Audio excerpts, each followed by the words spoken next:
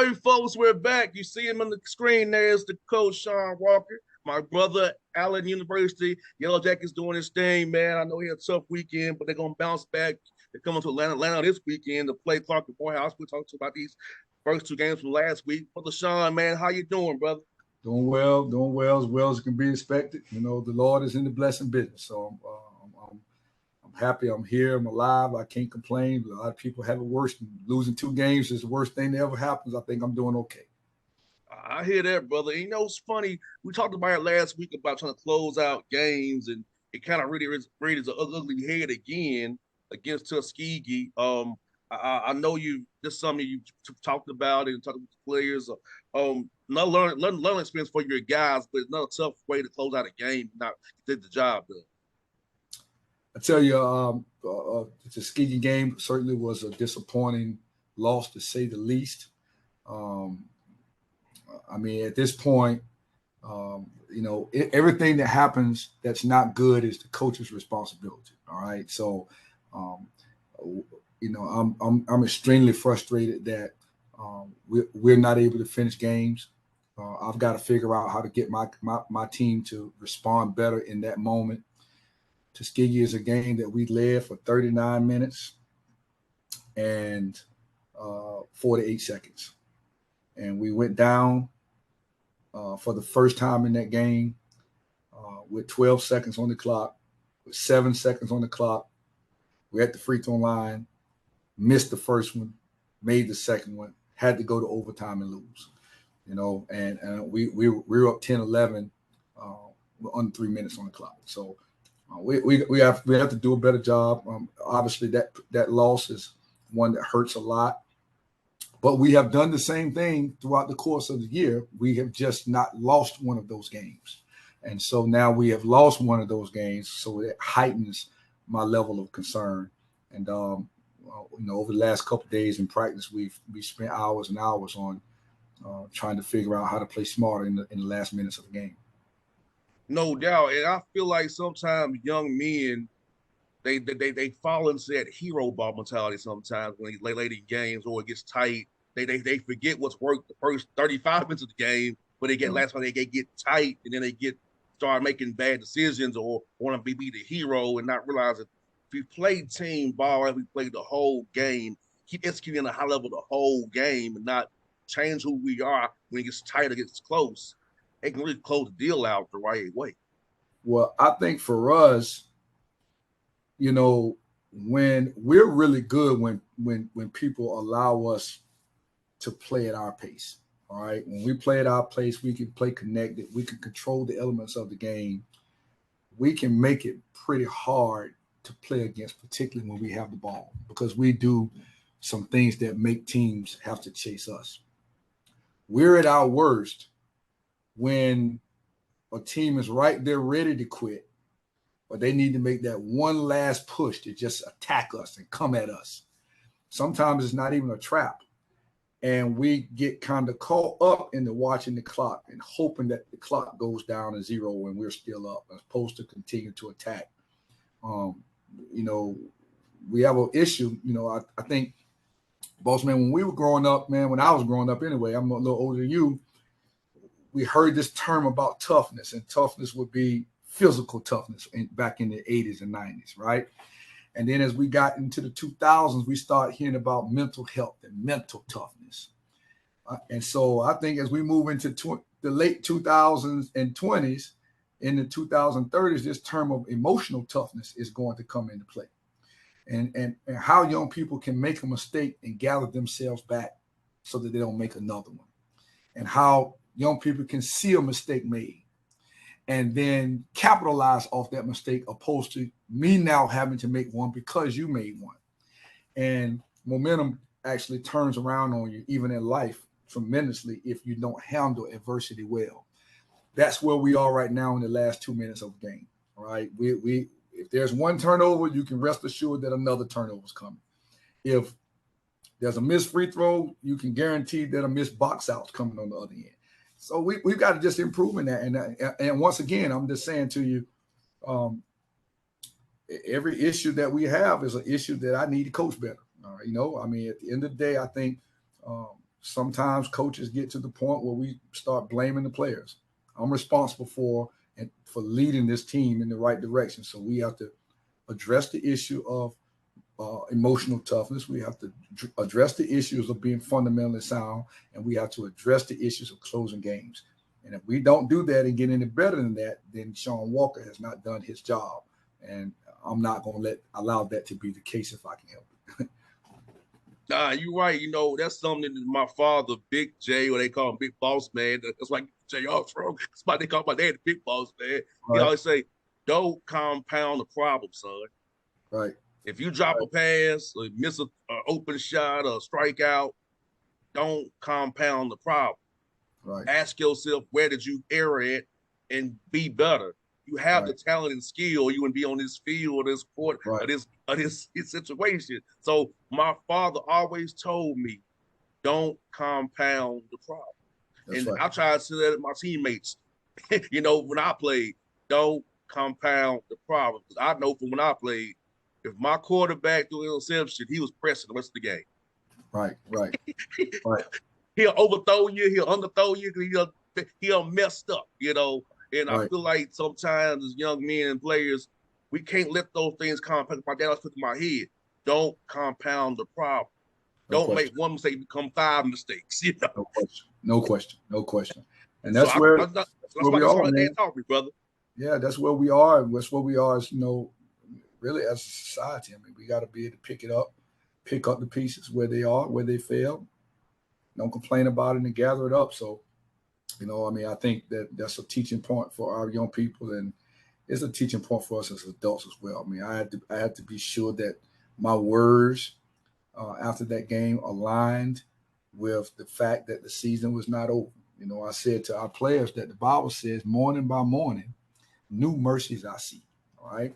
And so if we're a Christian person, we know that, you know, you make a mistake and then God shows you favor to be able to correct that mistake and move on another day and give you a new mercy.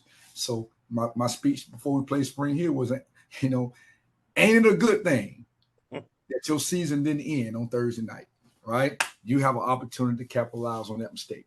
And you know, we didn't win. You know, obviously I'm not happy about that. I'm concerned about that. But we still have 15 games to go. And our objective now is to win the next 15. Man, Shawn, like you said, like I saw the improvement from Tuskegee to Spring Hill. 17 turnovers. Spring Hill only had 7. And when you limit those turnovers, you have an opportunity to be successful. And I know what the result you wanted, but still, you cut down turnovers over half of them, 17-7, which is good for a 40-minute game of basketball. Yeah. So we, you know, I was not dissatisfied with how we played against Spring. Spring Hill beat us. All right. Spring Hill made some shots in a timely fashion that were devastating shots. The shot that beat us at Tuskegee was at the end of the shot clock, 1 or 2 seconds left on the shot clock. The guy turned around, threw the ball at the basket, and it went in, and we went down 4. All right. Tuskegee Spring Hill hit 2 shots like that. The first shot in the second half, the guy shot the ball from the corner, and the ball hit the middle of the backboard from the corner and went in. All right. And so they hit 2 shots that way. And so that game was much closer than a 12-point game. I mean, I think the score at one point was 64-60. We stole the ball, went down the floor, laid up, and they blocked it from behind. We did cut the lead from 64-63. We just didn't get over the hump, and then I think something like that anyway. And then they end up outscoring us at the end of the game. But, you know, we took care of the ball. We didn't guard them as well as we could have. They had a player got 30 points and a player got 20 of their 80. You know, so that's not going to win games. And we didn't turn the ball over, but they shot the ball 50% from the field, which is an enormous number. It lets you know how they shot the ball, and we normally keep teams under 40%.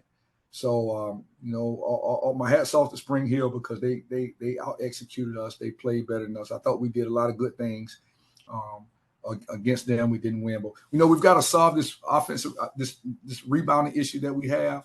We have to solve this issue of turning the ball over. We foul excessively as well, and then we've also got to be able to finish games and take care of the ball better.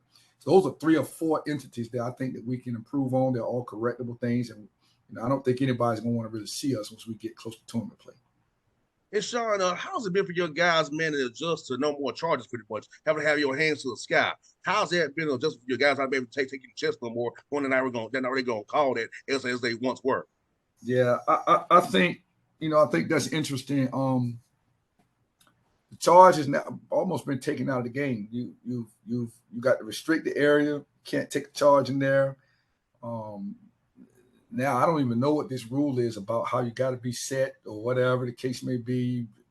I, you know, we don't really talk about it a lot, man, because um, at the end of the day, know, the way I've adjusted to it in teaching is let's get to the ball before we're in a desperate mode to have to take a charge, right? Let's get to the ball. Let's run to the ball. Let's keep the ball under control. The charge or the block shot is the red cross. You're in an emergency, okay? And so now the ball is in there so deep that you got to let it run you over because somebody's got beat. Somebody is in a position that they're not in front of the ball. And so we work real hard at trying to keep the basketball in front so that we don't have to get in a red cross emergency situation. Now, obviously, we do want to take the charge.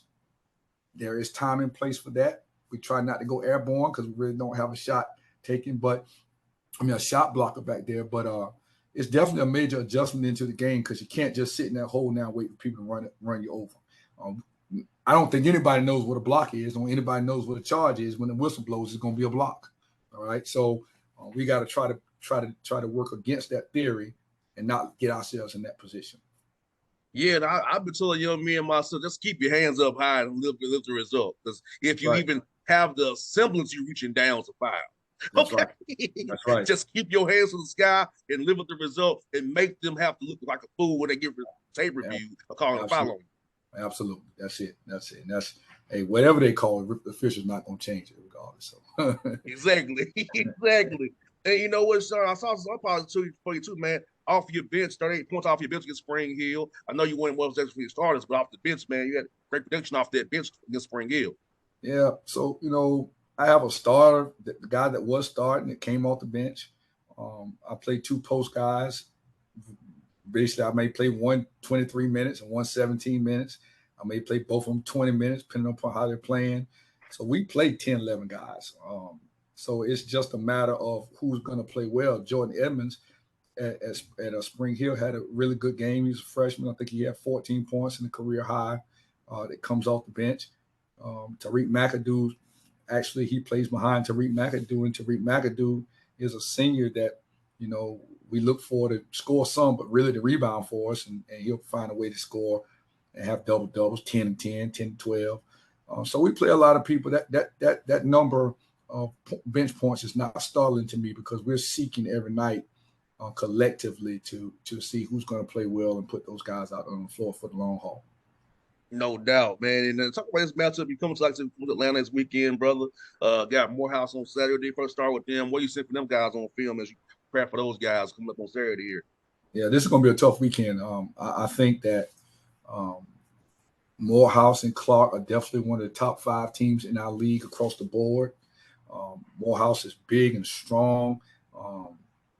They have a wing player that can really take the ball to the basket. They shoot the ball from deep. They're a complete basketball team with size and strength and quickness and shooting ability, and they post up strong. Clark Atlanta's super talented. Obviously, they beat Mercer early in the year in Mercer's first game. Super talented. Styles a little different. They play a little faster. They're a little bit more aggressive on the defensive end. Both teams are coming at you hard, which is a concern of mine. Again, as that's our weakness. It's going to be a tough weekend for us. We have not won in 2024. We started 2024 0-2. All right, one of those games was a game that we probably should not have lost, but we did. We have to figure out a way to play well in Atlanta and figure out how to win 1 or 2 of these games. All right, and we don't want to get ourselves in a position where we we want a 4-game losing streak before we come home. But it's going to be a tough weekend. I mean, two teams very well coached, um, very aggressive, great players. Going to be a crazy atmosphere. School's just getting started for everybody. So Morehouse students will be there. Clark Atlanta students will be sitting right on top of us on Monday. We're going to have to be physically, mentally, and emotionally tough to perform and come out with a win on either one of these days on the weekend. And Shawn, looking at y'all standards in the SIAC, man, a lot of you all bunched up between 5 and 3 wins, man. So it's not really nobody blowing anybody out. No, Phoenix got 7 wins. Wells has 6, but a lot of you all had 35 win range. So which tells me is depth in the conference, and you are on any given night. It's about who follows the details the closest, executes the small things the best, will win these games. It's just the margin what you all are playing against, with everybody being so close right now. There's no doubt about that. Benedict's the cream of the crop. They're 9 in the country. I think they're 15 or 16 and 0. They've been punishing people, beating people 30. Clark Atlanta and Morehouse are 2 quality teams that I think are top teams in the league, and of course Miles. But obviously Miles and Benedict at this point, the way that it looks, Morehouse goes to Kentucky State last week and loses. Kentucky State, I think, won their first conference game against Morehouse. Morehouse goes to Central State and beats Central State by 30. Albany beats Florida A&M early in the year. Albany has, kind of been on the skid since then. Spring Hill loses to Benedict, comes back, beats us. Spring Hill is beaten. Edward Waters really good. Morehouse beat Spring Hill really good. The league is super duper balanced outside of Benedict, who's extremely powerful. And so we're just trying to carve our place out here in this spot, man. I don't know exactly where we are. I would have felt really good if we could have finished the game against Tuskegee, but Tuskegee's only won, I believe, one game, maybe 2 games in the conference. And Tuskegee is as good as anybody in the league. They're big and strong, and they made 9 3-pointers against us. They got a dog inside with Montez Jones, who's extremely good. Like, Tuskegee is a solid team and very well coached. They're trying to put it together. So championships are won in March, not in November, not in December, not in January. So the team that improves the most and has the farthest to grow and figures out how to grow is going to be the team that's going to be very dangerous going into the tournament. What's beautiful is you got these weeks to get better and hopefully to peak at the right time in Savannah. That's right. And make that run. So all these adverse times now can come back around. Like, it would happen for a reason, and that we better for it. That's right, no question. And that's the part that we have to infringe upon our kids, is that it's not over until it's over. And you can lose 5 or 6 or 7 games in a row, which we don't want to do, but you can win 4 games in a row and make history. And so we got to positively move forward to that task every day. We practice this morning at 6 o'clock. Practice tomorrow at 4 o'clock, because we'll play Saturday at 4 o'clock. We're practicing toughness. We practiced yesterday at 11 o'clock. We're practicing adjusting and adapting. 11 o'clock, we were off Monday. Practice 11 o'clock on Tuesday. Practice 6 a.m. on Wednesday. Practice 4 o'clock on Thursday. Get on the bus, hopefully practice at Morehouse at some point in time, and be ready to strap up on Saturday. And so we have no excuse not know. We got to adapt. We got to adjust. I don't care if it's cold, if it's raining, if it's early, if it's late, you got to be ready to perform. And so that's the element for me that I'm working on, our emotional toughness. All right. Nobody wants to get out of that bed at 4:30, wash your face, come over here in the cold and the rain, let me fuss at you and cuss at you in the morning. Don't nobody want to do that. Matter of fact, when the alarm went off, I hit snooze 3 or 4 times. So, but at the end of the day, this is what's necessary for this team. And it's important for this program, for the culture that we're building. We're fighting for this new culture every day. And so, hey, I'm expecting it to pay off. I'm expecting it to pay off for us, for something good to happen for our young people. That's what's most important, something good to happen for our players. And if we can make that happen and keep moving them and teaching them and motivating them and edifying them, something good should happen for them. coming in the back stretch of the year. No doubt. We're looking forward to having you see this weekend, my good brother, and seeing you. We hope we can bring you some good luck as well. It'll be a tough one. We hope we can support you. We're gonna do that for you, my brother. While you see Atlanta, you know you're good while you're here, brother. All right, fantastic, man. I can't wait. Folks, it's Shawn Walker, the Shawn Walker Show. Check this out. I always support Allen University basketball. We're out.